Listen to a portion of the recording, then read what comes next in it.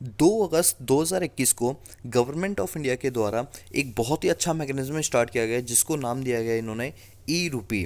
दोस्तों, क्या है ई रूपी, क्या इसके रिलेवेंस है, क्यों इसको लाने के पीछे रीज़न था और इससे क्या एक पॉजिटिव इम्पैक्ट पड़ेगा हमारी सोसाइटी पे या नेशन पे, ये सारी बात की चर्चा करेंगे आज के इस वीडियो लेक्चर सीरीज़ के अंदर। तो चलिए शुरू करते हैं। सबसे पहली चीज़ है कि ये ई रुपये है क्या, जो गवर्नमेंट ऑफ इंडिया ने लॉन्च किया है। तो मैं आपको बता दूं, ई रुपीज़ एक क्या है, डिजिटल करेंसी का रूप है, जिसमें हम डिजिटल करेंसी की तरह इसमें आदान प्रदान कर सकते हैं। ये आप कह सकते हो एक वाउचर की तरह है। जैसे हम कहीं भी जॉब के लिए जाते हैं तो हमारा एम्प्लॉयर हमें क्या करता है, एक वाउचर देता है। उस वाउचर से आप मान लो मैकडोनल्ड्स जाते हो या डोमिनोज जाते हो, अगर आप उस वाउचर को शो कर देते हो तो ऐसे में आपको या तो डिस्काउंट ऑफर मिल जाता है, या हो सकता है उस पूरी चीज़ की कॉस्टिंग आपसे चार्ज ही ना की जाती हो। कुछ ऐसे ही मैकेनिज्म गवर्नमेंट ऑफ इंडिया लेकर आई है, जिसको नाम दिया गया है ई रुपी, जिसको कहा जाता है कि एक डिजिटल प्लेटफॉर्म है। दोस्तों, मैं आपको एक बात बता दूं, इसको डिजिटल प्लेटफॉर्म को लॉन्च करने वाली जो कंपनी, उसका नाम है NPCI, national payment corporation of India. दोस्तों, आप जानते होंगे कि हमारे जो डेबिट कार्ड्स होते हैं उसमें जो रुपी कार्ड होते हैं वो एनपीसीआई द्वारा लॉन्च किए जाते हैं। इसी तरीके से हमारे वहाँ पर और भी, जैसे भीम हो गया, आपका पेटीएम हो गया, ये सारी की सारी जितनी भी पेमेंट बैंक्स हैं उनको रेगुलेट करने का काम एनपीसीआई का होता है, मतलब national payment corporation of India. और ये काम खाली एनपीसीआई ने नहीं किया, उसके साथ और भी कई लोग जुड़े, जैसे आपके डिपार्टमेंट ऑफ फाइनेंस सर्विस है, नेशनल हेल्थ अथॉरिटी है, ministry of health and family welfare, और कुछ पार्टनर बैंक्स भी हैं। मैं आपको बताऊंगा 6 पार्टनर बैंक्स हैं, वैसे आगे जाके ये संख्या बढ़ने वाली है।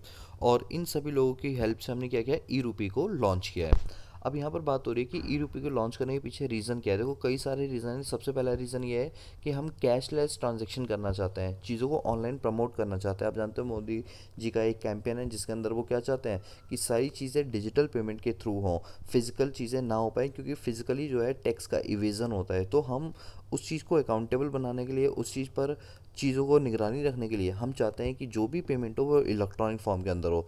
दूसरे, इसको लाने के पीछे ये रीज़न है कि ये एक ऐसी फैसिलिटी है जिसमें आपके पास एक कोड होगा या फिर आपके पास एक स्कैनर होगा, जिसके बिहाफ पे आप कोई भी चीज़ खरीद पाएंगे। और तीसरा ये है कि यहाँ पर जो मोबाइल यूज़र है उसके पास ज़रूरी नहीं है कि उसके पास स्मार्टफोन हो, अगर नॉर्मल फ़ोन है तो भी चलेगा। सर, नॉर्मल फ़ोन में कैसे चलेगा, मैं आपको बताता हूँ। देखो, अगर आपके पास स्मार्टफोन है तो आपके पास क्यूआर स्कैनर आ जाएगा। और अगर स्मार्टफोन नहीं, एक नॉर्मल फ़ोन है, कीपैड फ़ोन है, तो आपको एक कोड मिल जाएगा। उस कोड को जब आप कहीं किसी को बताओगे तो उसके अगेंस्ट आप कोई भी शॉपिंग कर सकते हो। मैं भी इसका पूरा मैकेनिज्म बताऊंगा। आप ये समझो कि ई रुपये को लॉन्च करने के पीछे क्या रीज़न है।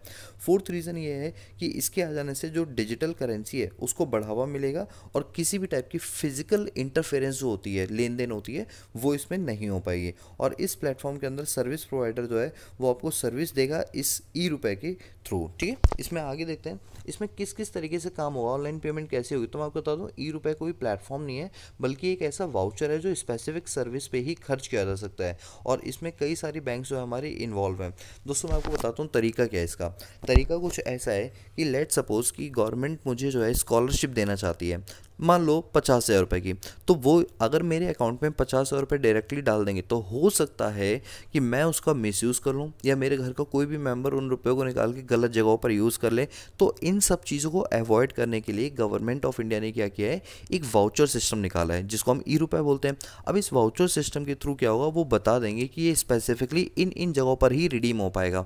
यानी अगर मैं कहीं यूनिवर्सिटीज़ में एडमिशन लेता हूँ तो जो मेरी फ़ीस है उस जगह पर ये वाउचर यूज़ हो जाएगा। या मैं कल को कहीं लाइब्रेरी ज्वाइन करता हूँ, या कहीं भी कोई भी पढ़ाई लिखाई से रिलेटेड कोई भी काम करता हूँ, चाहे मुझे स्टेशनरी का सामान खरीदा हो, ये पर्टिकुलर वाउचर आप उसी जगह पर यूज़ कर सकते हो। तो इससे पहली बात तो ये अच्छी बात हुई कि जो पैसों का मिसयूज़ होता था, चाहे मैं मान लो अल्कोहल में लगा दूँ या अपने पर्सनल व्हीकल को खरीदने में लगा दूँ, वो मिसयूज़ बंद हो जाएगा।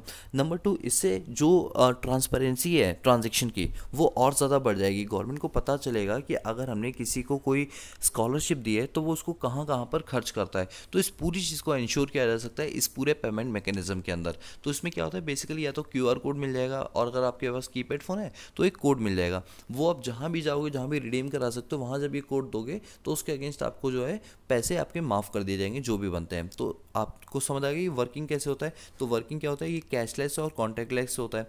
दूसरी बात, इसमें मोबाइल फ़ोन के अंदर आपका एक एसएमएस आएगा या क्यूआर कोड आएगा जिसके तहत आप इसको रिडीम कर सकते हो। और ये एक तरह का गिफ्ट प्रीपेड वाउचर है कि आपके बिहाफ पे गवर्नमेंट ऑलरेडी पे कर चुकी है, अब बस आपको उसका क्या करना है, फ़ायदा उठाना है।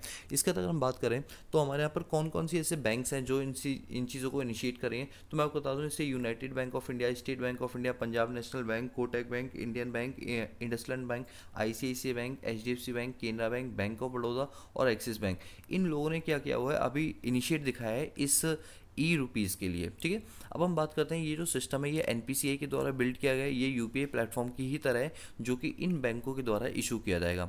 इसके अंदर क्या है, गवर्नमेंट और कॉर्पोरेट एजेंसीज भी हैं, कई सारी प्राइवेट और पब्लिक सेक्टर बैंक्स हैं जो इस चीज़ को आगे बढ़ाने में हमारी हेल्प कर रही हैं। ठीक है, चलिए इसके बाद हम बात करते हैं कि आखिर हमारी इंडिया के लिए ये क्यों ज़रूरी है ई रुपये का कॉन्सेप्ट। तो मैं आपको बता दूं, जैसा आप जानते हैं कि जो क्रिप्टो करेंसी आपने सुनाई होगा ना, तो क्रिप्टो करेंसी का जो प्रचलन है वो वर्ल्ड में बहुत ज़्यादा बढ़ चुका है। तो इंडिया सोच रही है कि क्रिप्टो करेंसी भी हम अपने इंडिया के अंदर लॉन्च कर दें, लेकिन उससे पहले इतने बड़े क्रिप्टो करेंसी को लॉन्च करने से पहले एक छोटा मैकेनिज्म उन्होंने ट्राई करने की कोशिश की है कि अगर ये वाला मैकेनिज्म सक्सेसफुल होता है तो क्रिप्टो करेंसी ऐसी चीज़ को भी हम सोच सकते हैं भारत जैसे देश के ऊपर अप्लाई करने के लिए।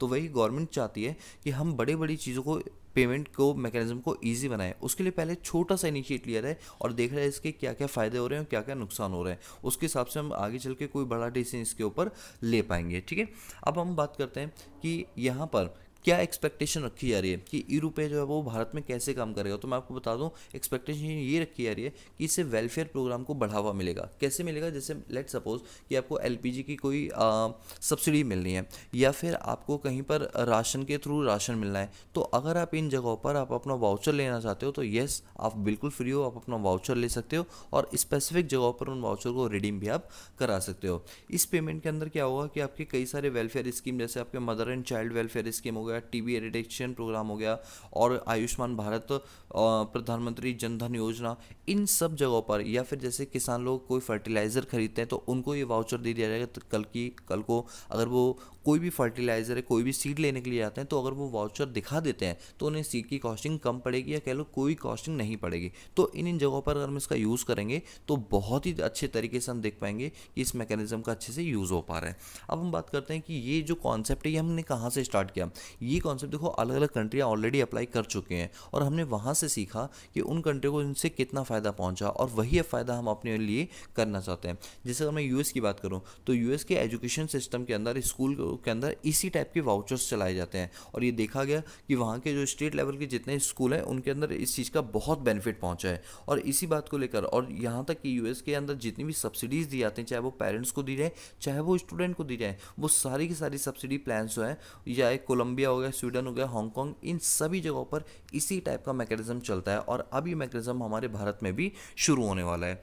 अब मेरा हर क्लास में आपसे एक क्वेश्चन होगा। आई होप आपको पहले ये बताओ, ये जो आपका ई रुपये पेमेंट सिस्टम है ये क्लियर हो गया। ठीक है, चलो यहाँ पर ये बात पूरी क्लियर होती है। अब मैं आप लोगों के लिए एक क्वेश्चन लेकर आया हूँ। इस क्वेश्चन का सही आंसर आपको मेरी इंस्टाग्राम आईडी पर मिलेगा, वहाँ पर इसका करेक्ट आंसर होगा और आप मुझे बताओगे कि इसका करेक्ट आंसर क्या है। देखो क्वेश्चन क्या पूछ रहा है कि भीम का मतलब क्या होता है। तो भीम के ये 4 ऑप्शन है, आपको करेक्ट ऑप्शन बताना है और करेक्ट आंसर जानना चाहते हो तो उसके लिए आपको हमारे इंस्टाग्राम पर हमें फॉलो अप करना पड़ेगा, जिसका लिंक मैंने डिस्क्रिप्शन बॉक्स में दिया है। तो करेक्ट आंसर आपको वहाँ पर मिल जाएगा। मैं आशा करता हूँ कि आपको इस वीडियो में बहुत सारी चीज़ सीखने को मिली। अगर आपको ये वीडियो पसंद आई तो प्लीज़ हमें बताना, ताकि हम इसी तरह के आगे भी इन्फॉर्मेटिव वीडियोज़ आपके लिए बना सकें। तो आज के लिए इतना ही, बाकी मिलते हैं नेक्स्ट क्लास में। तब तक के लिए पीस आउट।